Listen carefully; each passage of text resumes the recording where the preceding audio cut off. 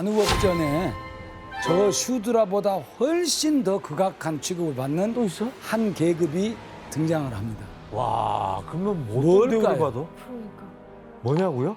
예, 그 뭐 원시인 뭐 이런 그게 바로 불가촉 천민입니다. 인도에서는 여러 가지 이름으로 불렀는데 부정 타는 사람, 닿으면 안 되는 사람 이런 뜻을 가지고 있죠. 이 사람에 대한 호칭을 통해서도 알 수 있듯이 불가촉 천민에 대한 차별은 상상을 초월합니다. 눈으로 보기만 해도 오염된 존재라고 여겼거든요. 그래서 다른 사람들이 미리 피할 수 있도록 마을에 들어올 때는 막대기를 딱딱딱 치면서 소리를 내거나 방울을 달고 들어와야 했거든요. 마을 바깥에 살았으니까. 자기가 오염됐으니까 빗자루로 자기 발자국을 이렇게 쓸면서 이렇게 이제 뒤로 엉거주춤 이제 가는 그런 것도 있었고요. 물론 옛날 만우법전 때 이야기입니다. 자, 그렇다면 만우법전은 불가촉 천민의 의무를 어떻게 말하고 있는지. 짠달라는 마을 밖에 거주해야 한다. 낮에 돌아다니되 다른 사람들이 그를 쳐다보지 않도록 표시를 달고 다녀야 하며 밤에 돌아다녀서는 안 된다. 짠달라, 개, 돼지, 닭 등은 다른 계급이 식사하는 것을 보지 못하게 해야 한다. 와. 아니 어떻게 사람을 저렇게 대우할 수가 있어요? 아유 진짜 불가촉 천민은 인간 이하죠. 가축보다도 거의 뭐 못한 취급을 말도 안 되는 거죠. 말도 안 되죠. 예. 신발도 못 신게 하고 다른 계급 상층 계급들이 다니는 길도 못 걷게 하고 근데 진짜 이렇게 극단적인 대우는 다른 계급 사회에서 못 들어본 것 같아요. 그치 근데 불가촉 천민이 어쨌든 똑같은 사람인데 왜 이렇게까지 뭔 죄를 지었다고 이렇게 천대를 한 거예요? 진짜. 그것은 이제 역사적으로 올라가 봐야 됩니다. 이제 굽다 왕조라고 하면 들어는 보셨을 거예요. 굽다 왕조가 이제 뭐 기원 후 4세기, 뭐 5세기, 6세기 이제 이 정도인데 굽다 왕조가 이제 영토를 넓게 정복을 하면서 기존에 딱 살고 있는 여러 원주민들을 많이 토착민들이 인도 사회에 새롭게 들어오게 되죠. 들어오는데 카스트는 4개로 이미 정해져 있었어요. 그 사람들이 들어올 수가 없어요. 그래서 새로운 계층이 만들어졌고 그게 불가촉 천민입니다. 그리고 카스트 제도의 규범을 어긴 사람들, 주로 상층 카스트와 브라만과 슈드라 사이에 결혼하지 마라 라고 했는데 결혼해서 애가 나온 경우 그런 사람들이 이제 불가촉 천민으로 이제 편입이 되는 거죠. 너무 가혹하다. 근데 불가촉 천민으로 분류된 사람들은요 그러면 돌아다니지도 말라 하는데 어떻게 먹고 살아야 돼요? 그러니까 이제 옛날 이야기입니다. 다시 한 번 말씀드리지만 힌두교에서 아까 말씀드린 가장 깊이 하는 일을 하고 살았죠. 시체 닦는 거. 화장실 청소 뭐. 예, 사진으로 한번 보세요. 뭐야 이게 죽음과 관련된 거. 이제 화장을 해서 나온 유골을 강에다 뿌리는 겁니다. 불가촉 천민들은 모두가 기피하는 일을 대신 처리하면서 다른 높은 카스트들이 주는 식량을 받아서 이제 연명을 하게 되는 이제 그런 겁니다. 대부분 사람들은 5세기부터 17세기경 인도의 중세라고 하는 시간 속에서 힌두교라는 거대한 세계관 안에서 각자의 이익과 삶을 추구하면서 사는 겁니다. 그런데 시간이 흐르면서 사회에는 커다란 변화가 나타납니다. 처음에는 이제 4개로 구분되던 카스트가 수천 개로 분화가 됩니다. 수천 개로. 와. 사회가 점점 복잡해지고 직업이 많아지면서 이제 생겨난 변화지요. 이걸 자띠라고 불러요. 자띠. 직업 혹은 가문 뭐 이런 뜻이거든요. 자티가 그때 한 3천 개 넘는 거를 저도 알고 있거든요. 그 약간 자티를 설명드리자면은 그 직업이 그 사람의 약간 뭐 자티가 되는 거죠. 예를 들면 뭐 빨래하는 사람은 자띠가 빨래하는 게 업이가 되고 차 만드는 사람은 자띠가 이게 차 만드는 게 되고 직업인데? 교수님 이거 뭐 수천 개가 우리 럭키 씨 말 들으면 수천 개의 자띠가 생겼으면 그 자띠에도 하나하나 다 계급이 있어요?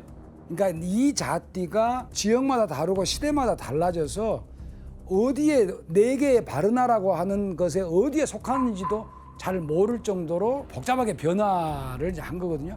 그러면서 사람들은 자기가 어느 자띠인지는 알아도 브라만, 크샤트리아, 바이샤, 슈드라 이 가운데 어디에 속하는지는 잘 알지 못하게 됐어요. 그런데 이런 카스트 체계는 18세기를 기점으로 또다시 커다란 변화를 겪어요. 어떤 나라가 침략해 들어왔기 때문인데 그게 어디일까요? 알 것 같아요. 그 인도에 식민 지배를 했던 영국이? 맞습니다. 예. 바로 영국입니다.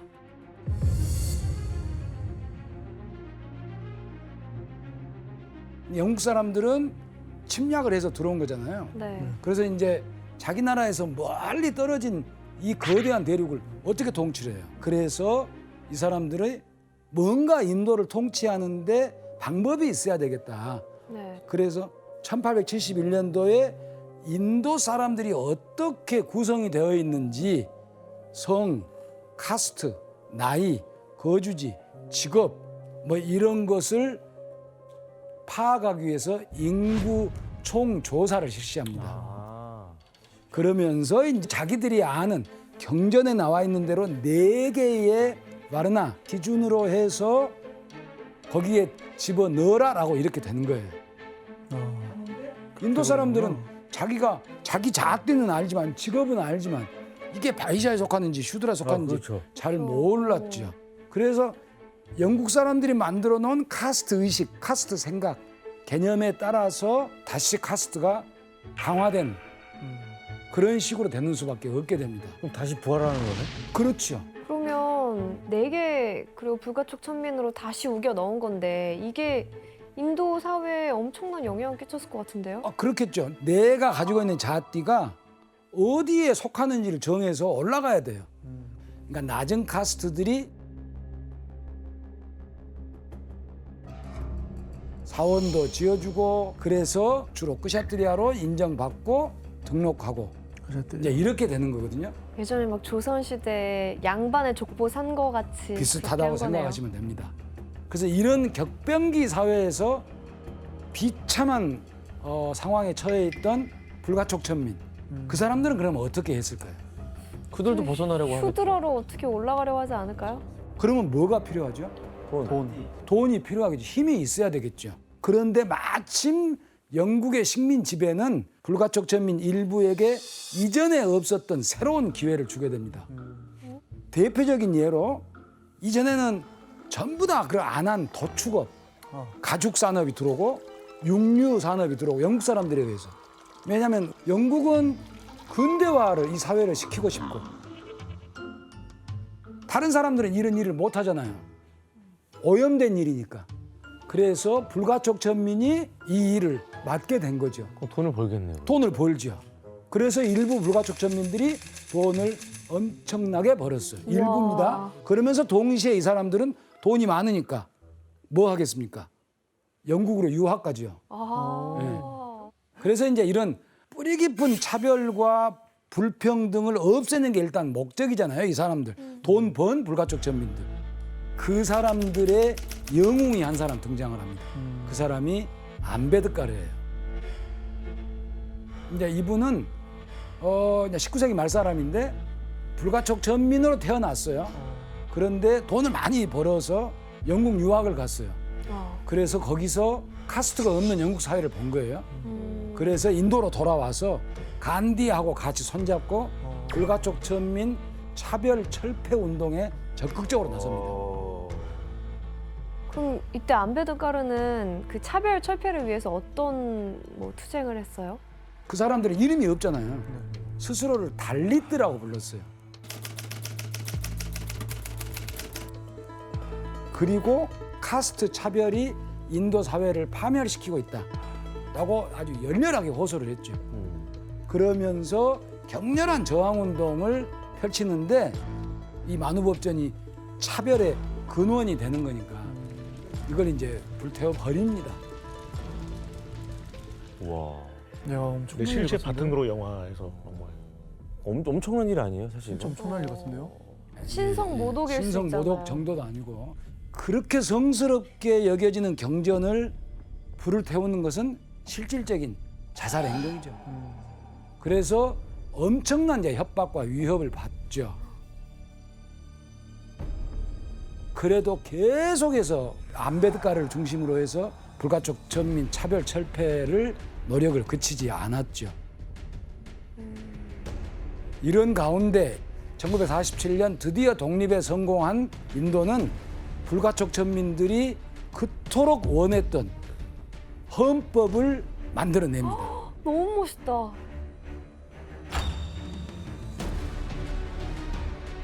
헌법 제15조. 국가는 종교, 인종, 카스트, 성, 출신지 가운데 그 어떤 것으로도 국민을 차별해서는 안 된다. 헌법 제17조. 불가촉 천민제를 폐지하고 관행을 금지한다. 불가촉 천민이라 하여 그들에게서 어떤 자격을 박탈하는 것은 법률에 따라 처벌되는 범죄에 해당한다. 와, 이거 진짜 너무 멋있다. 자, 헌법을 들은 불가촉 전민들의 반응이 어땠어요? 야, 이거 뭐 축제죠, 축제. 눈물 났을 것 같은데요? 자기들의 우상이 왜냐면 사람만도 영웅이- 못한 대접을 받았었는데. 저희 역사에 상당히 중요한 역사이죠. 아까 여기서 하나 말씀드리면은 제가 오늘 이 파란 색깔 옷을 왜 입고 오는지 혹시 아세요? 좋아해서. 좋아하기도 하지만은 안베드커 박사가 평등 사회를 하기 위해서 시위를 많이 했잖아요. 이 파란 아래에 있는 모든 사람이 똑같은 인간이다. 아. 그래서 이 시위했을 때 항상 파란 색깔 깃발이나 옷을 와. 해서 표현을 했기 때문에 그런 의미가 있었어요? 네, 그래서 오늘 다 우리는 똑같다는 의미에서 파란 색깔 입고 왔어요. 그래서 저도 오늘 옷에 파란색이 좀. 그래서 저희 팀 색깔이 파란색입니다. 많이 파라네요 여기는. 저도 다 팔았잖아요. 네. 교수님, 어쨌든 그런 차별금지법이라는 게 생겼잖아요. 예, 그러면 인도에 엄청난 변화가 생겼겠는데요? 그렇죠. 네. 차별금지법이 헌법에 제정이 되면서 카스트로 인한 차별은 공식적으로, 법적으로 공식적으로는 완전히 사라졌어요. 야, 이제 저런 그 다 무너졌네요. 그 다 카스트제도는. 무너졌어요. 잘했다. 법적으로는 모든 카스트가 평등해진 겁니다. 어떻게 평등해졌다고요? 법적으로. 법적으로는. 법적으로. 예, 그거 진짜 그걸 왜 의미 있다. 강조하시죠? 법적으로는. 제가 질문을 한번 드려볼게요. 카스트가 완전히 사라진 겁니까? 카스트가 완전히 사라졌을까요? 아, 오히려 시골에서는 안 좀 사라졌을 있을 것 것 같아. 같아요. 카스트는 여전히 인도 사회에서 살아 있습니다. 아직도?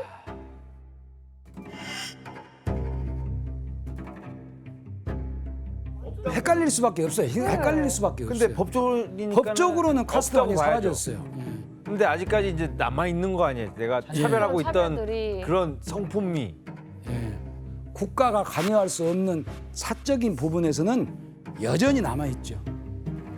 50년도 헌법 제정 이후에 인도 사회에서 카스트로 인한 차별과 억압이 계속 문제가 되고 있어요.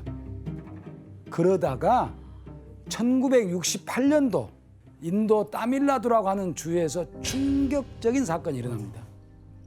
불가촉 전민 44명이 산채로 불에 타서 죽습니다. 도대체 무슨 일이 일어났을까요?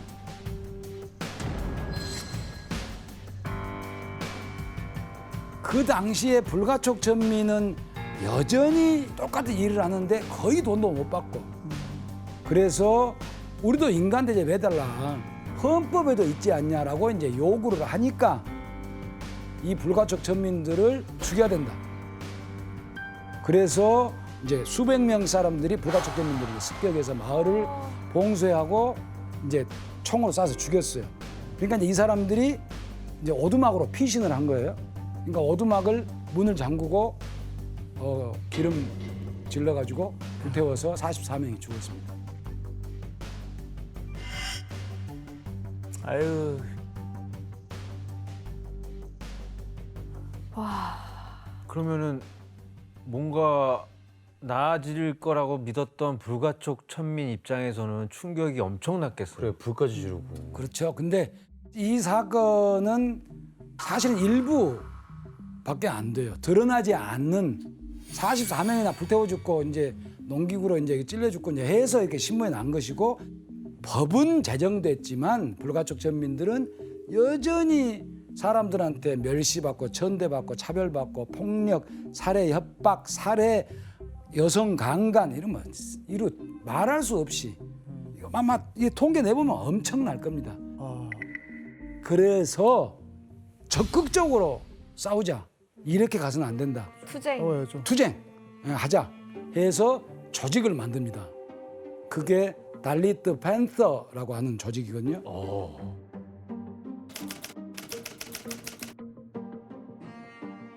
근데 이 사람들은 자신을 향해서 공격을 하면 더 이상 말로만 하지 않겠다. 우리도 똑같이 같이 싸우겠다. 이제 시위를 하면서 버텨보는 겁니다.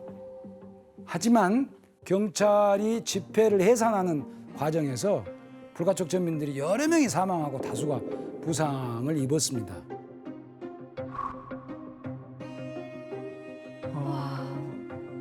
아, 너무 안타깝다. 교수님 요즘도 불가촉 천민에 대한 폭력이 그럼 계속 벌어지고 있나요? 예, 23년도 올해도 불가촉 전민들이 이제 맞아 죽고 하는 사건이 있었는데 22살짜리 불가촉 전민의 청년이 안베드카르 탄생 기념의 행사를 하고 있었는데 상위 카스트의 청년들이 와서 칼과 몽둥이로 두드려 패가지고 아주 죽었어요. 이렇게 여전히 인도 곳곳에서는 매년 불가촉 전민을 대상으로 한 폭력 사망 사건이 끊임없이 일어나고 있어요. 교수님, 그러면 이렇게 뭐 폭행, 사망까지 벌어지고 있는데 인도 정부도 가만히 있을 수 없잖아요. 뭐 예. 어떤 대책이 없나요? 그러니까 인도 정부가 할 수 있는 게 사적 공간에 대한 개입을 할 수가 없잖아요.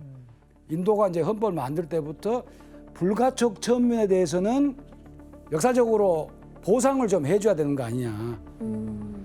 그래서 국가가 보호해야 할 소수자다라고 지정을 했다고 했습니다. 그래서 지정 카스트, 정부가 지정한 카스트다라고 이제 부르기 시작을 했어요.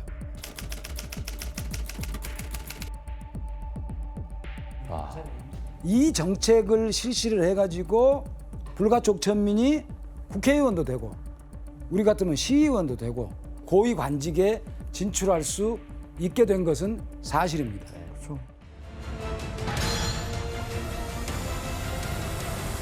이런 노예 사냥은 서아프리카 지대에서 특히 활발했는데 1700년대 이후 서아프리카의 제1수출 품목이 금에서 노예로 바뀌었을 정도로 아니, 노예를 수출 품목이 노예예요? 네, 무슨 물건도 아니고. 네 맞습니다. 금을 캐서 파는 것보다 노예를 잡아서 파는 것이 훨씬 더 돈이 됐던 겁니다. 그럼 죄 없는 그냥 같은 네, 노동 많은 동족들을 경우 그냥 가서 약탈하거나 납치하거나 하는 식으로 노예들을 잡았어요. 사실 노예는 무자비한 폭력과 잔인한 살인 속에 만들어졌다고 말을 할 수 있습니다. 최악이다. 심지어 그 과정에서 노예를 팔아서 부자가 된 나라들이 있었을 정도입니다. 지금의 서아프리카 베냉 지역에 위치했던 다호메이 왕국의 경우 노예 무역의 가장 중요한 국가 수입원이었습니다.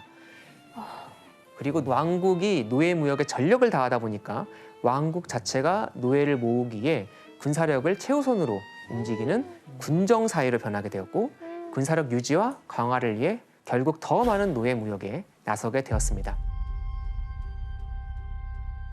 다오메이 왕국은 노예 무역에 직접 국왕이 관여했고요. 그들은 노예를 팔고 총을 얻었고 그 총으로 다시 가서 노예를 잡았습니다. 아, 그들은 평범하게 농사를 짓던 사람들까지도 어느 날 몰래 불시에 납치해 노예로 팔아넘겼습니다. 진짜 말도 안 돼. 이런 약탈 과정으로 노예가 된 사람이 남긴 기록이 있는데 혜성 씨가 한번 읽어주실래요? 네. 그들은 아이들의 부모를 모두 잡아갔지만 노예가 되기엔 너무 어린 아이들은 죽여버렸다. 죽은 이들은 마치 개처럼 길가에 버려져 있었다. 네, 참 참담한 기록이네요. 이 기록처럼 노예를 포로로 잡고 그런 다음 이제 선별 작업을 진행을 합니다. 보통 6살 미만의 아이들은 총이나 칼로 죽이는 경우가 많았습니다. 건강한 남자와 여자 그리고 6, 7세가 넘는 아이들은 이제 해안으로 향할 무리로 구분지어서 한쪽에 모으고 노인과 환자들은 거의 방치해 두었죠. 왜 그랬을까요? 뭐 안 팔리니까. 네. 어차피 두고 가면 굶어 죽을 거라고 생각을 했기 때문이죠. 자, 그래서 이렇게 포로 분류 작업을 마치고 나면 이들을 데리고 항구를 향해 길을 떠납니다. 노예들은 백인 노예 상인들이 있는 해안까지 끝없이 걸어가야 했습니다.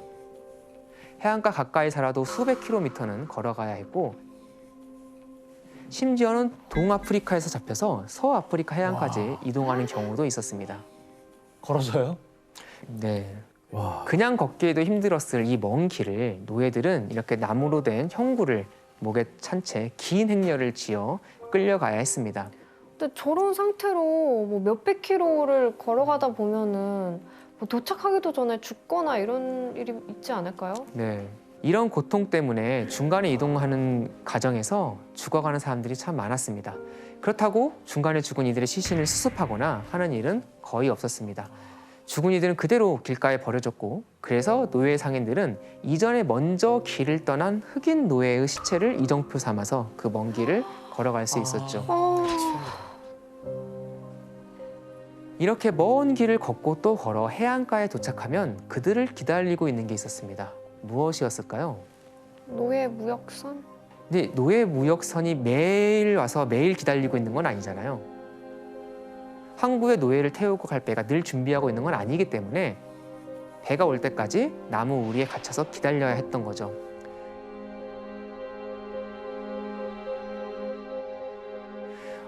한 기록에 따르면 높이 3m 정도의 벽으로 둘러싸인 17제곱미터 나무 우리에 200여 명 정도의 노예들이 갇혀 있었는데요. 그래서 그 안에서 먹고 자는 건 물론이고 뭐 여러 가지 배설이라든가 모든 일을 해결해야 됐기 때문에 배설물 냄새, 시체 썩는 냄새까지 참아가면서 갇혀 지내야 했습니다.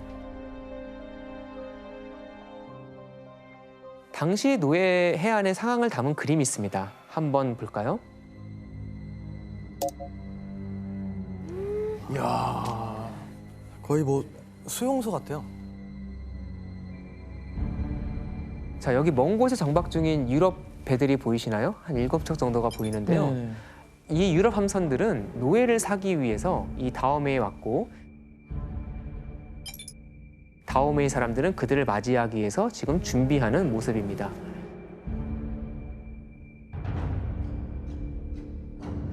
결국 다오메이 왕국은 아프리카에서 대서양을 건너는 노예 가운데 약 20% 정도를 공급했다고 평가될 정도로 아프리카 최대의 노예 수출국이 됩니다. 저도 몰랐거든요, 이거는. 저는 솔직히 처음에 뭔가 이 노예 역사를 딱 봤을 때 되게 어떡해, 우리 백인들이 우리한테 이렇게 했어 막 이런 시각으로 봤는데 뭐야, 우리가 먼저 우리도 했네, 서로가 했네, 이렇게 좀 그때 감정이 좀 많이 안 좋았던 것 같아요, 조금 더. 예. 네. 맞아요. 그 토니 블레어도 영국 총리 예전에 아프리카 뭐 가나에 방문했을 때였어요. 뭐 이런 노예 무역 영국 역할 너무 미안하다고. 그때 당시에도 가나 그 대통령이 뭐 물론 영국도 많이 잘못했지만 근데 이쪽에 사악한 사람들도 많았다. 아프리카 내에서. 그래서 그런 것도 뭔가 있어야 된다. 네. 네, 그리고 이렇게 고통스러운 나라를 보내다가 배가 도착하면 그들은 이제 노예 상인들 앞에서 자신들이 얼마나 괜찮은 상품인지를 확인받아야 했습니다.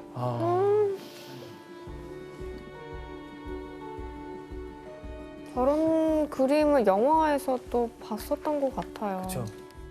진짜 약간 꼼꼼하게 봤어요. 입하고 눈 특히 그 각막이 흐리면 안 되고 또 치아를 빠졌는지도 확인하고 치아가 빠졌으면 몇 개 빠졌는지에 따라서 가격도 달라지고 그렇게 협상도 할 수 있고 그래서 뭐 총 하나, 술병 하나 이렇게 사람 살 수 있었던 거예요. 장 보듯이 이렇게 네. 진짜 진짜 물건 보듯이 본 거네요. 비참하죠.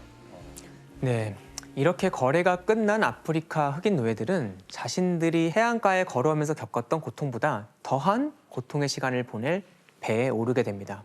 그런데 만약에 여기서 평가가 네, 좋지 않아서 안 팔린 노예들은 어떻게 되는 거예요? 네, 정말 좋은 질문입니다.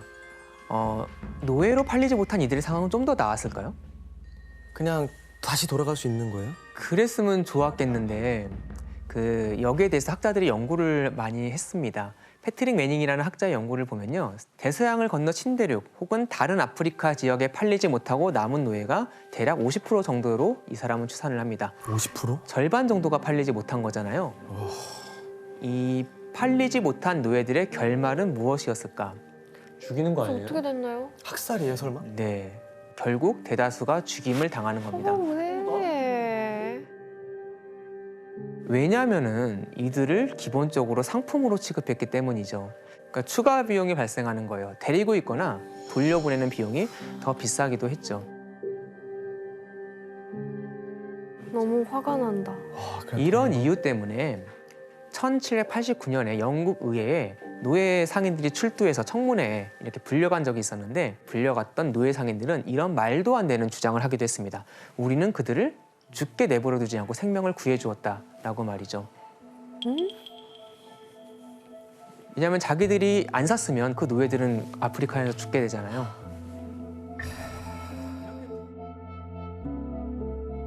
자, 이렇게 누군가는 영문도 모른 채 잡혀와서 죽임을 당해야 했지만 노예로 팔려 어디로 향하는지도 모른 채 배에 올라탔던 이들의 공포감도 극심했습니다. 자, 여기서 그럼 문제 하나를 낼게요. 네. 배에 오르기 전 아프리카 흑인 노예들 중 일부는 앞으로 어떤 일이 일어날 것이라고 예상하고 극심한 공포에 시달렸는데요. 어떤 일을 예상했을까요? 어떤 일? 솔직히 이들은 백인들을 처음 보는 상황이잖아요. 백인들을 처음 보고 어떤 생각을 했을까요? 정답. 네, 정답. 네, 조나단 씨. 귀신들한테 잡혀간다. 귀신들이랑 잡혀가서 어떻게 했을까요? 귀신들이 우리를 막 다 막 눈 뽑고 이보 다 하고 막. 네. 사실 그런 비슷한 생각도 해요. 하지만 오답입니다. 정답. 네, 혜성 씨. 혹시 그러니까 백인들을 본 적이 없으니까 우리를 먹어치울 거다, 식인을 하는 사람들일 거다. 네, 혜성 씨 정답. 네, 식인을 할 거라고 생각해. 네. 당시 노예선에 올라서 극심한 공포에 시달렸던 상황을 생생하게 기록한 글이 있는데 규현 씨가 한번 읽어주실까요? 일부 선원들은 내가 건강한지 확인하려고 배에 오르자마자 나를 이리저리 밀치며 험하게 다뤘다. 내가 악령이 판치는 세상에 끌려왔고 그들이 나를 죽일 거라고 생각했다. 벌건 얼굴에 산발을 한 무시무시하게 생긴 백인들이 우리를 잡아먹을 거냐고 나를 잡아온 흑인들에게 물었다. 하지만 아프리카 흑인 노예들의 진짜 비극은 사실 노예선을 오르는 순간부터 시작이 됐습니다.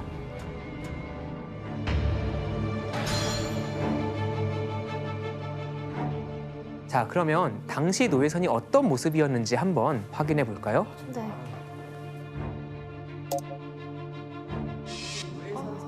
전 이거 알아요.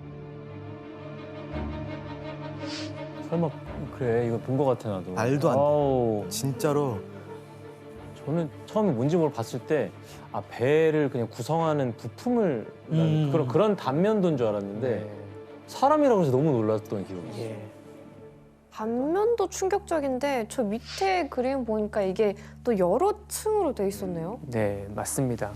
방금 여러분들이 상당히 충격받았다라는 말씀을 하셨는데 사실 이 그림은 나중에 노예무역 폐지를 주장했던 사람들이 노예선의 참혹함을 보여주기 위해서 브룩스호라는 배의 화물 적재 공간 계획을 여기 사실적으로 묘사한 그림입니다. 1781년에 건조된 브룩스호는 297톤을 실어 나눌 수 있는 상당히 큰 배였습니다. 그리고 애초부터 이 배가 만들어진 목적이 노예를 실어 나르기 위함이었습니다. 사실 다른 용도로 사용되다가 노예선으로 이렇게 바뀌는 경우도 많았거든요. 자, 한번 그림을 좀 더 자세히 보면요. 흑인 노예들이 290명이 이렇게 누워 있는 것을 볼 수 있습니다. 정말 숨 쉴 틈도 없이 빽빽하게 누워 있는 걸 볼 수 있죠. 이 하갑판 위로 상갑판이 있는데요. 이 상갑판에 추가로 130명이 더 누울 수 있었고 또 이제 곳곳에 빈 공간들이 있어요. 자투리 공간들.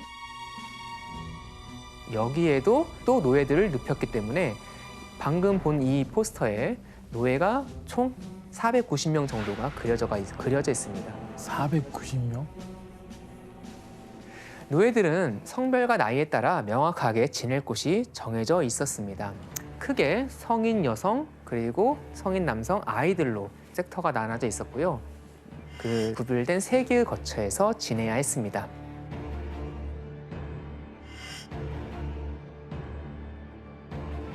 이런 방식으로 25년간 11번의 노예 무역 항해를 했던 브룩소는 5,000명이 넘는 아프리카인들을 승선시켰습니다. 자, 그런데 이 모두가 다 목적지에 도착할 수 있었을까요? 아니, 분명히 버티지 못했던 흑인들도 예, 정말 여러분이 예상하시는 것처럼 이런 공간에서 제대로 살기가 어려웠죠. 그래서 5,000명이 넘는 아프리카 흑인이 배에 올랐지만 그중에 살아서 땅을 밟은 노예의 수가 4,500명 정도였습니다.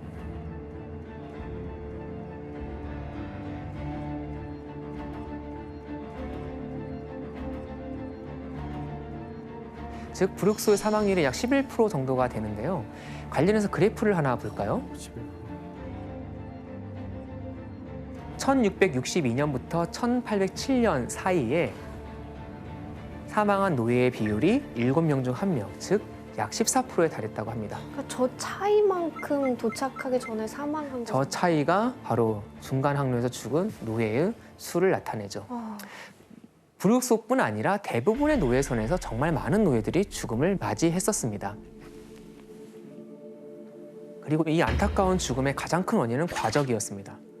즉 기준보다 사람들 더 태운 거죠. 태운 거야. 아. 브룩소호만 봐도요. 원래 허가된 승선 인원이 454명 정도인데 아까 그림에서 봤듯이 그 수의 사람을 태우기 위해서는 장기 여행이 불가능할 정도 좁은 공간에 빽빽히 사람을 구겨 넣어야 했습니다.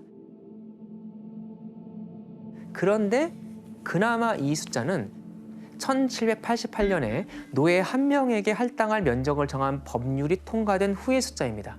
법안이 통과되기 전에 1781년에 1차 항해 때는 650명, 1783년에 2차 항해 때는 619명, 1785년에 3차 항해 때는 740명이나 브룩소는 노예를 태웠습니다. 허가된 게 450명 정도인데. 네. 이건 다른 노예선들과 마찬가지였습니다. 물론 이렇게 과적을 한 가장 중요한 이유는 바로 돈이었죠. 영국에서 서아프리카 그리고 서인도 제도를 오가는 장거리 항해를 해야만 했었잖아요. 기간으로만 따져도 아프리카에서 서인도 제도로 가는데 6에서 8주가 걸렸고 또 영국에서 아프리카, 서인도에서 영국으로 가는 항해를 더하면 몇 년이 걸리기도 했죠. 그만큼 시간과 비용이 많이 들어가기 때문에 노예를 더 많이 태우고 가서 더 많이 팔아 수익률을 높이려고 했던 것이죠. 그리고 기본적으로 아프리카 흑인 노예들을 인간으로 취급하지 않았습니다. 실제로 그들을 화물 카고라고 불렀거든요. 노예선의 선원들은 흑인 1명 더 실는 일을 그냥 화물 하나 실는 것 정도로 생각했던 겁니다. 와 진짜 여기에 과적을 했던 더 끔찍한 이유가 있습니다. 그러니까 어차피 가는 길에 죽는 노예들이 나올 테니 그걸 감안해서 더 많이 태우는 겁니다. 그러면 이렇게 과적을 하면 다시 치사율이 높아지거든요. 그럼 그걸 또 감안해서 더 많이 태우는 거죠. 이렇게 악순환이 반복되었습니다.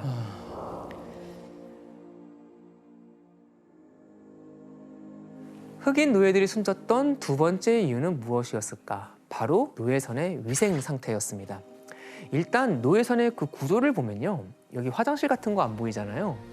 심지어 관보다도 더 좁은 곳에서 그들은 손발이 묶인 채 누워 있어야 했습니다. 그래서 용물을 본다고 해서 풀어주는 경우도 별로 없었기 때문에 많은 경우 누워서 생리 현상을 해결해야만 했습니다. 아, 그러면 똥 오줌이랑 같이 그냥 자고 계속. 그렇죠.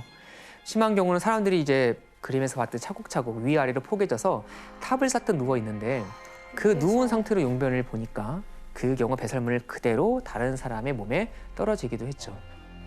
즉 노예선의 구조를 보면 질병이 쉽게 퍼질 수밖에 없는 그런 구조였습니다. 지옥이다. 예, 이런 상황 속에서 배의 상태가 이렇게 나쁘다 보니까 병에 걸리는 일은 아주 흔했죠. 노예들은 이질 그리고 그로 인한 고열에 시달리는 일이 아주 빈번했는데요. 노예선에 승선했던 한 의사는 이질과 고열이 휩쓸고 간 하갑판을 다녀온 후 이런 기록을 남기기도 했습니다. 갑판 바닥이 피와 점액질로 뒤덮여 있는 모습은 가히 도살장이라고 부를 것 외에 달리 비교할 것이 없었고 악취와 더러운 공기도 마찬가지로 견딜 수 없을 정도였다. 참 뭐라고 할 말이 없는 그런 상황이었죠. 저기서 살아남은 사람들도 정상적이지 않을 것 같아요. 네, 정신적으로도 정말 뭐 충격받고 미치거나 또 자살을 시도하거나 하는 경우도 아주 많았습니다. 자, 노예선 안에서 흑인 노예들이 죽어갔던 세 번째 이유는 부실한 영양 상태였습니다. 애초에 노예선 선장들이 많이 죽을 걸 예상하고 더 많은 인원을 태웠다고 했잖아요. 네, 그럼 식량이 부족하잖아요. 맞아요. 그건 곧 다른 물품을 실을 공간을 줄였다는 말도 되죠. 그래서 늘 식량과 물이 부족했습니다. 노예들의 식사는 하루에 한 끼, 많으면 두 끼였고요. 주로 옥수수로 쓴 죽, 아니면 완두콩과 쌀을 소량의 고기와 섞은 그런 식사를 했죠. 많은 노예들이 영양실조와 탈수 때문에 죽어가야 했습니다. 게다가 죽은 이들은 곧바로 바다 한가운데 던져졌죠. 그야말로 노예선은 바다 한가운데 떠있는 해상 감옥이자 떠다니는 관이었습니다.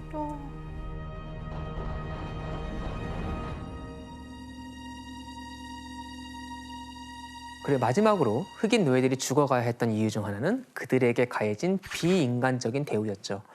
대체 어떤 대우를 받았는지 사진으로 한번 확인해 볼까요? 사진이요? 사실 노예선 선장들이요, 배에 탈 때 이런 것들을 필수적으로 챙겨갔습니다. 노예들을 구속했던 것들 같은데. 아니 너무 크다.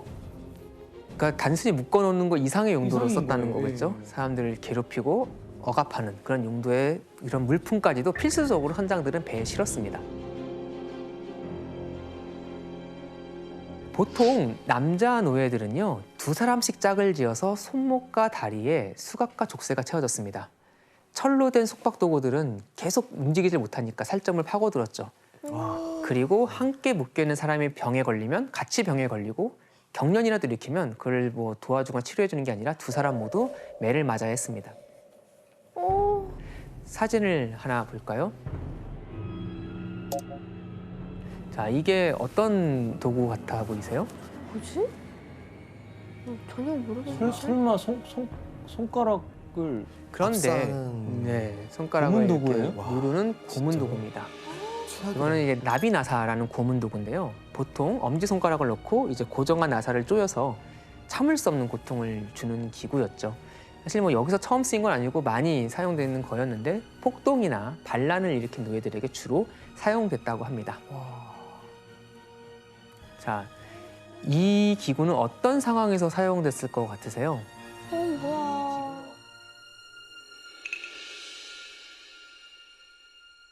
이 도구를 스페큘럼 오리스라고 하는데 이 용도가 뭔지 피터 씨가 한번 영어로 읽어주실래요?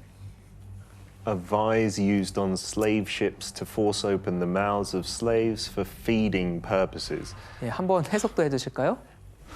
노예들이 이제 밥 주기 위해서 그 입을 억지로 열어낼 수 있는 거. 네, 바로 음식을 거부하는 노예들에게 썼던 도구입니다. 음식을 거부하는요? 네, 참 노예선 생활을 견디다 못해서 스스로 삶을 포기하고 싶었던 일부 노예들은 차라리 굶어 죽는 방법을 택하기도 했죠.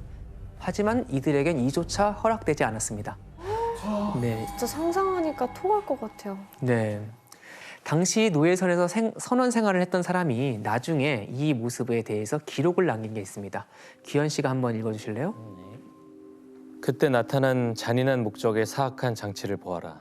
가차없이 턱을 죄어 꼼짝할 수가 없구나.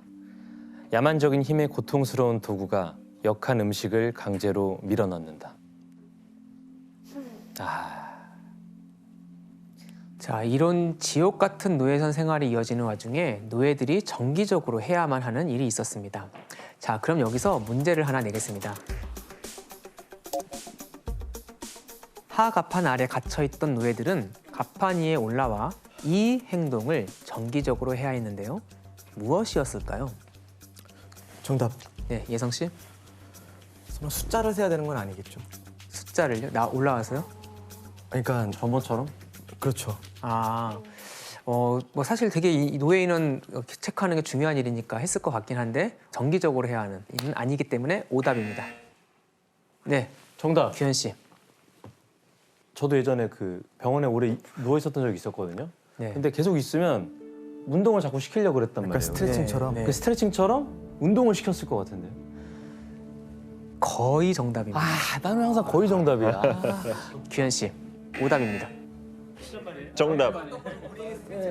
피터 씨, 그 스트레칭 말고 뭐 점핑, 뭐 이렇게 뛰어 올리기 하는 거. 점핑. 더 가까워졌어요. 가판 올라서 뭘 한다는 거죠? 정답. 네, 혜성 씨. 그냥 뭐 올라와서 뭐 춤추고 움직여 이렇게 했을 것 같아요. 네, 혜성 씨 정답입니다. 네, 체계적인 운동을 하면 좋겠지만 그런 거가 이제 아직 발달하지 않았기 때문에 춤이 노예의 건강 유지에 도움이 된다고 생각했던 거죠. 한마디로 상품을 관리하는 그런 차원이었습니다. 너무 슬프다. 자, 한번 사파를 한번 보겠습니다.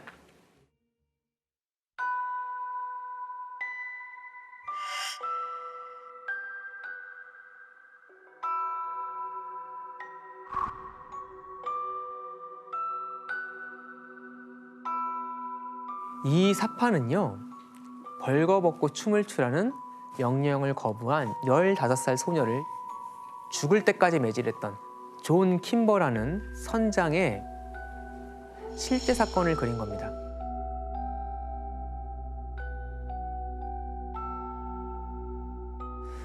이게 실제 사건이었다는 게 더 충격인 것 같아요. 이런 일이 있었다라고 그냥 그 상상으로 그려낸 게 아니라 이 선장은 이 사건 때문에 체포돼서 재판까지 받게 됩니다. 그러나 결과적으로 처벌받지 않고 풀려납니다. 그랬겠죠 또. 아니 근데 아무리 저 당시에 뭐 인권 이런 개념이 없었어도 그냥 인간이라면 저런 행동을 상상도 할 수가 없을 것 같은데. 이런 일을 자행할 수 있었던 이유는 노예를 기본적으로 사람이 아니라 상품으로 봤기 때문에 이런 악행이 가능하지 않았을까 생각을 해봅니다. 그런데 항해가 끝나기 한 열흘 전부터는요, 수갑 때문에 손상된 피부를 회복할 수 있도록 해주고 심지어 면도도 시켜주고 그리고 염색까지 해주기도 합니다. 왜였을까요? 왜냐면 팔아야 되니까. 맞습니다. 잘 추측을 하셨어요. 노예라는 상품의 값을 이젠 더 받아야 될 그런 준비를 해야겠죠.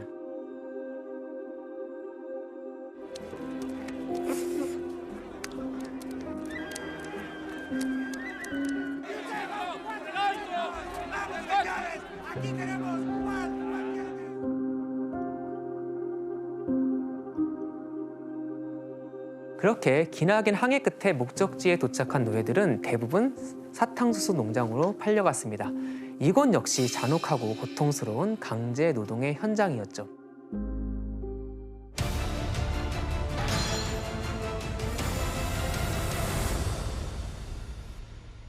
사탕수수를 수확하는 일부터 정제에 이르기까지 쉴 새 없이 일을 해야만 설탕을 얻을 수 있었잖아요.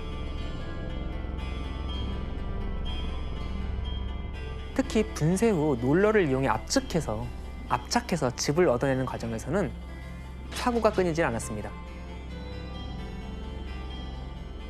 극심한 피로 탓에 잠깐이라도 방심하다가 손이 롤러에 끼기라도 하면은 미리 준비되어 있던 손도끼로 팔을 절단하는 경우가 있었다고 해요.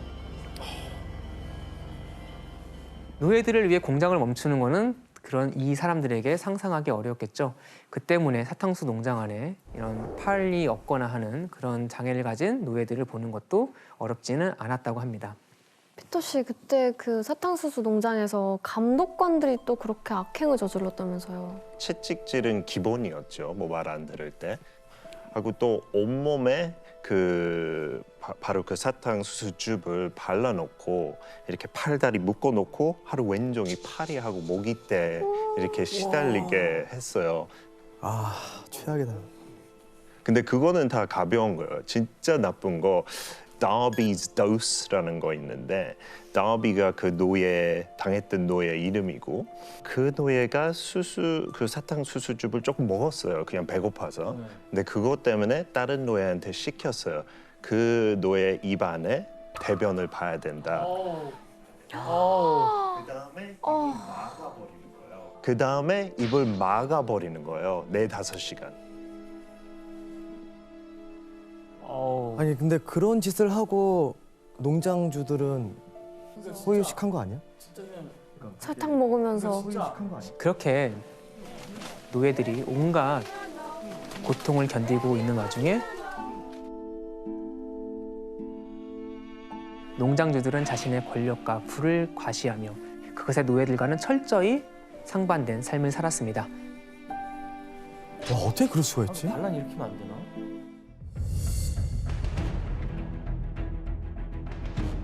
이때는 이 1619년 영국의 버지니아 식민지 제임스타운인데 정착촌으로 가는 길목의 어느 해안가에 배 한 척이 도착합니다.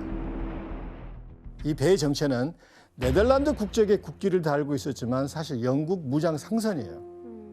최종 목적지가 지금의 멕시코인데 이 식량이 떨어져서 잠시 이 버지니아 해안에 정박한 거예요. 배 안에 선원들만 있는 게 아니고 흑인 20여 명이 같이 있었습니다. 식량이 필요했던 그들은 이 지역의 정착민들에게 이런 제안을 합니다. 배에 싣고 온 흑인 20명과 식량을 맞바꾸자. 바로 여기에서 영국의 북아메리카 식민지, 지금의 미국에서 최초의 흑인 노예 거래가 이루어진 거예요. 물론 이제 15세기부터 대서양 노예 무역이 횡행하기는 했습니다만은 그 당시 이제 미국의 땅에서는 노예제도가 없었기 때문에 초기에 정착한 이 흑인 노예들은 사실상 계약 하인 신분이었습니다. 그런데 아프리카 흑인들은 계약 하인 신분 계약증이 없었기 때문에 형식적으로는 계약 하인이지만 실질적으로는 주인이 마음대로 처분 가능한 노예 신분이나 다름이 없었습니다.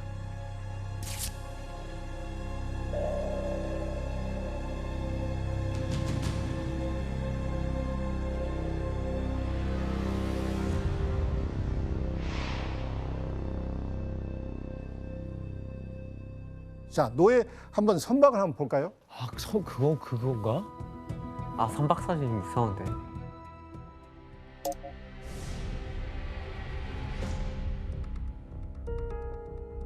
지원 씨, 이 까만 게 뭐 같아요? 좌석 아니에요? 좌석? 앉아 있지는 않아요. 앉아 있는 게 아니라고요? 누워 있는 거예요. 아니 네, 비슷하게 누워 있는 누워서 거예요. 이거 막 겹쳐놨다고 막 전 봤던 것 같은데.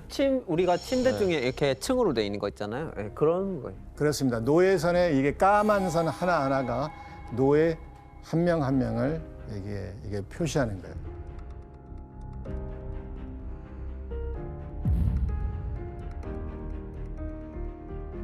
흑인 노예들은 짐짝처럼 층층이 쌓여서 배에 실려왔습니다.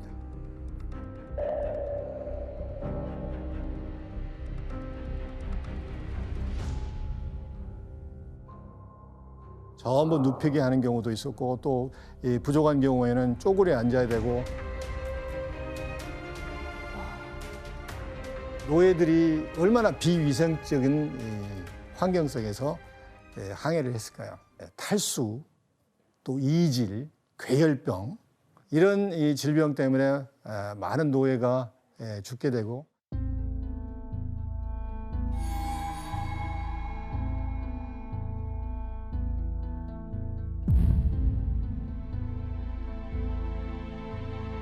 그래서 노예를 가득 태운 선이 도착을 하면은 이런 목소리가 들립니다. 노예 팔아요, 노예 팔아요.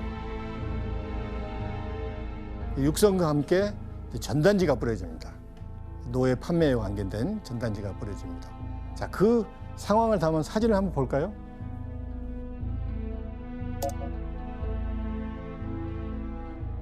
애도 있네. 그렇죠. 애기도 같이 파는 거예요, 저. 그렇습니다. 애는 애가 클 거 아니에요. 다음 그림도 한번 보여주세요. 네. 이게 1769년 찰스톤, 사우스캐롤라이나에 있는 찰스톤에 나온 이게 경매 전단인데 94, 94명의 노예를 팔겠다는 그런 노예 전단지예요. 이게 보면은 39명의 남자, 15명의 소년, 24명의 여자, 16명의 소년 이렇게 상품이 아주 좋은 94명의 이게 노예를 경매합니다 하고 이게 전단지를 뿌렸던 이 실제 전단지입니다. 근데 보니까 나라 어디서 가지고 왔는지 또 밑에 있어요. 예, 밑에 있습니다. 예. 아 진짜? 세라레온. 예. 사실 노예를 상품화했다는 얘기예요. 경매를 위해 노예들은 마치 진열 때 올라간 상품처럼 갑판에 쭉 전시가 됩니다. 그래서 구매자와 노예선의 선장이 이제 딜을 하는 거죠. 그 사이에 구매자들은 뭐 하겠어요? 노예들의 힘과 건강 상태를 보기 위해서 달려보게 하기도 하고 뛰어보게도 하고 말도 시켜보고 특히 노예들의 입과 눈을 자세히 살핍니다. 상품이 과연 최상품인가를 보기 위해서 그러죠. Very good. Higher. You see this? Very likely. He will grow into a fine beast.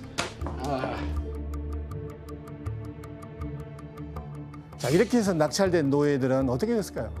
뭐 등록제 같은 거 있을 그렇습니다. 것 같은데요. 소유가인 되죠. 그래서 보통 등 가슴에 뜨거운 불에 달군 은재 낙관으로 주인의 이니셜을 새겼습니다.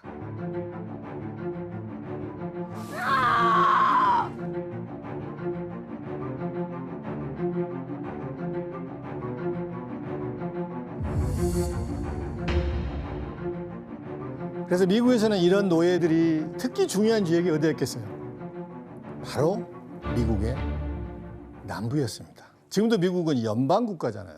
네. 미국의 공식 명칭은 The United States of America, 이 연방 합중국이라는 얘기예요. 네. 그래서 각각의 주권을 가진 이 각 주들이 연합을 해서 만들어진 연방국이라는 얘기예요. 지도를 한번 볼까요? 조지아에서부터 사우스캐롤라이나, 노스캐롤라이나, 버지니아 이 정도가 미국의 메이저 남부주들입니다. 처음에는 미국이 전체가 농업사였잖아요. 근데 북부는 산업화가 되면서 상공업 위주의 경제로 바뀌어갔고 남부는 여전히 농업이 중심이 된 사회가 됐습니다. 그래서 노예 매매가 활발하게 됐는데 그런데 특히 이 농사 때문에 더 많은 수의 노예가 필요하게 됐습니다.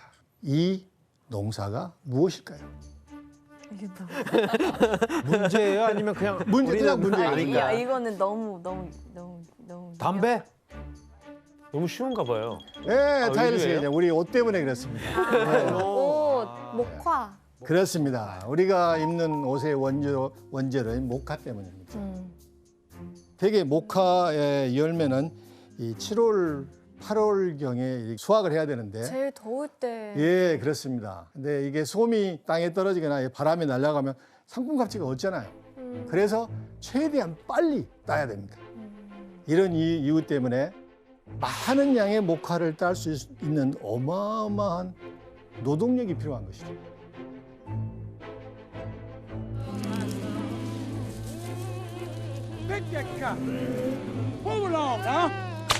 일일이 사람 손으로 했을 경우에 하루에 한 30kg 정도로 작업을 할 수 있었다고 합니다. 근데 그러다 1793년에 역사적으로는 엄청난 발명품이 하나 만들어집니다. 바로 면화에서 면화실을 분리하는 조명기, 카튼 진.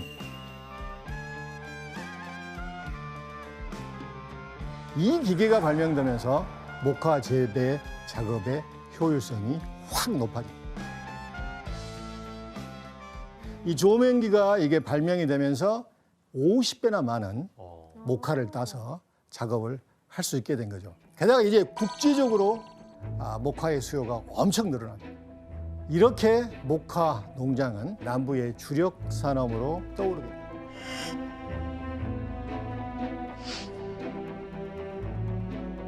자, 처음에 20여 명으로 이게 시작된 흑인 노예는 1860년 인구 조사, 그리고 남북 전쟁이 벌어지기 바로 직전의 인구 조사에 따르면은 390만 명 정도의 노예가 있었다고 합니다.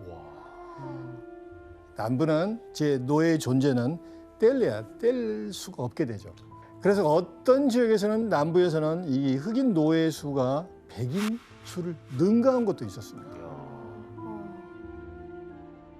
그렇게 18세기 말부터 19세기에 걸쳐서 노예 제도가 활성화된 것입니다.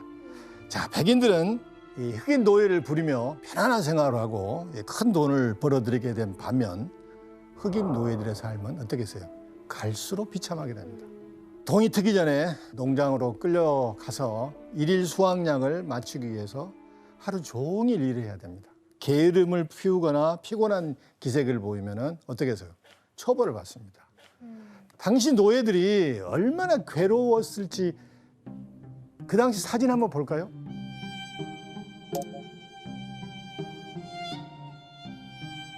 자, 이런 채찍과 이런 사슬 어떤 용도에 있을까요? 체벌용이네요. 체벌용.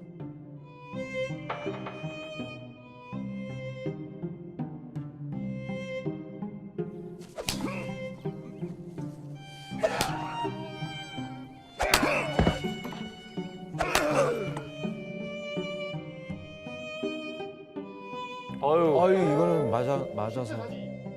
아유. 이 실제 사진입니다.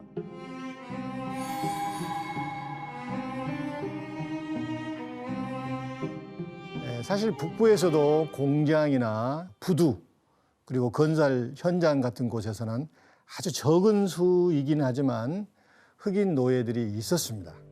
그런데 북쪽에서는 기계화로 인해서 점점 이 숙련된 백인 기술자들이 필요했기 때문에 대부분의 북부주들은 1850년까지 단계적으로 노예를 폐지합니다. 그런데 북부에서 왜 노예 제도를 반대했을까요? 노예가 필요 없으니까 딱히. 남부가 힘이 커지면 안 좋잖아요. 비슷하게 접근했습니다. 미국은 당시 뭐예요? 서부로 급속히 확장됩니다. 그러죠? 서부로 팽창이 되는데 만약에 새로운 영토가 노예주로 연방에 편입하게 되면 어떻게 되겠어요? 남부의 정치력이 훨씬 커질 거 아니에요. 그래서 북부는 긴장할 수밖에 없어요. 그래서 기를 쓰고 이런 정치적인 이해 타산 때문에 노예제도 폐지를 주장하고 나선 거예요.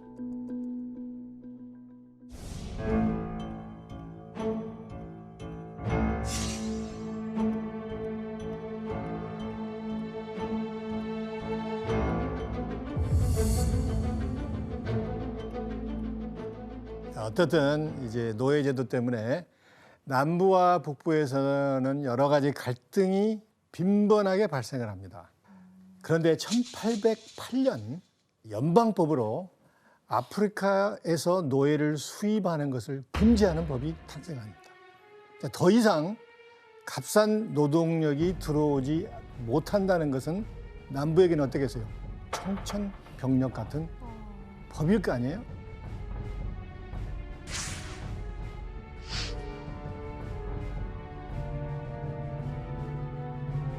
더 이상 노예를 사들이지 못하게 되자 남부 농장주들이 기발한 어떤 극단적인 방식을 사용하긴 하는데 여기서 문제 나갑니다.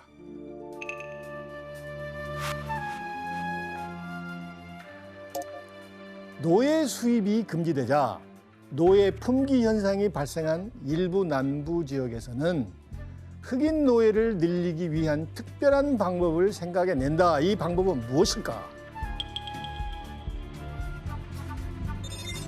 정답인지는 모르겠는데 애가 뭐 노예 부모한테 태어나면 그 애도 노예다 하는 그런 거예요? 저는 이 질문이 제일 어려운 질문인데 너무 빨리 맞춰버린 것 같습니다. 약간 좀 생각을 바꿔야 되는 게 뭐냐면 노예 가문에서 태어난 아이도 노예가 된다. 근데 그렇기 때문에 계속 많아질 수가 있잖아요. 어떻든 노예의 자연 출산율을 높이기에 여자 노예들을 선별해서 출산을 뭐예요? 강요하게 됩니다. 아니 그러면은 일부러 막 애를 더 낳게 하는 거예요? 그런 경우도 많았습니다. 너무 심한데? 자, 원래 노예들은 미국 시민이 아니기에 법적으로 결혼을 할 수는 없습니다. 그러나 사실혼을 인정하고 자연 출산을 조장한 것이죠.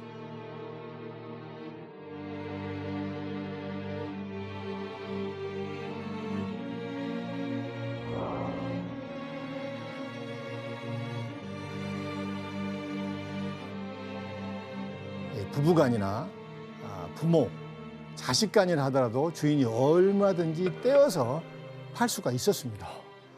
일부 농장주들은 그래서 노예들이 이제 혼인서약에 그런 게 있잖아요. 죽음이 우리를 갈라놓을 때까지 그걸 아예 빼버렸습니다. 왜냐? 결혼한 이후에도 언제든 주인 마음대로 되팔 수 있었기 때문입니다. 자, 진짜 이게 금지된 노예를 이게 수입하다가 적발이 되면 약 $800 정도 벌금을 냈습니다. 오늘날 가치로 우리 돈으로 하면 2천만 원 정도, 굉장히 큰 돈입니다. 당시 보스턴 기준의 목수 이게 일일 임금을 보니까 팀장 수준이 $1.75예요. $1예요? 네, $1.75 하루 임금이. 하루. 그러면 적어도 한 1년 반 정도를 모아야 될 굉장히 큰 돈입니다. 만약에 노예선을 제조하다 적발되면은 $20,000의 중벌금이 부과됩니다. 그러자 이제 미국 전역에서는 자위주에 사는 흑인들을 납치해서 노예로 팔아넘기는 흑인 납치 사건까지 일어납니다. 맞아. 그 노예 12년에도 그런 내용이거든요. 북부의 자유인을 강제로 납치해서 술 취하게 만들어서 잠든 사이에 남부로 팔아버리는 거예요. Cheers. Cheers. Cheers. One too many libations?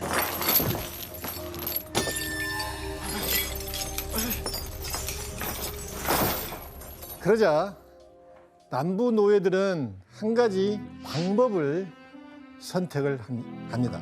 바로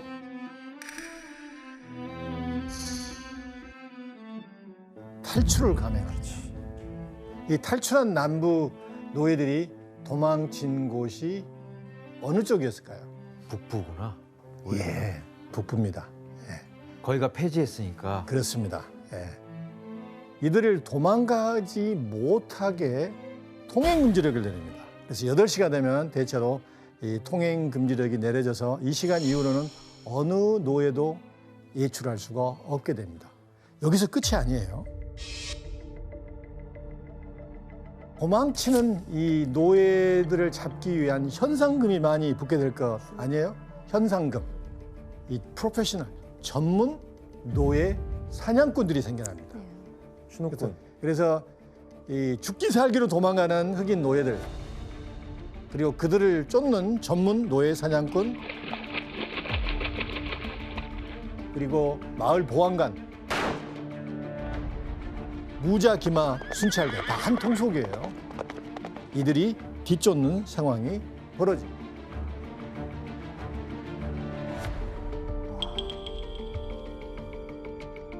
도망가던 노예가 이들에게 붙잡히면 과연 어떻게 됐을까요?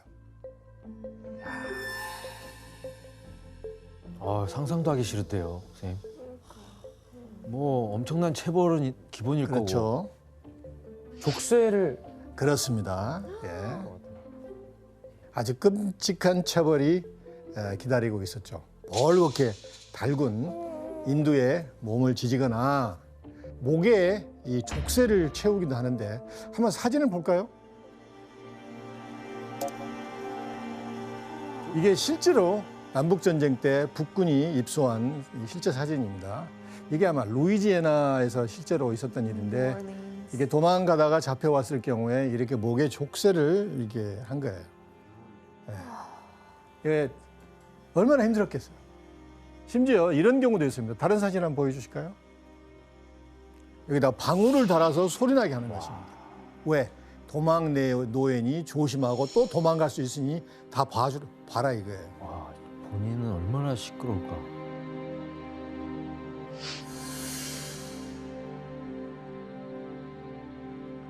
채찍질은 기본이었겠죠? 남자의 경우에는 거세까지 합니다. 사실입니다.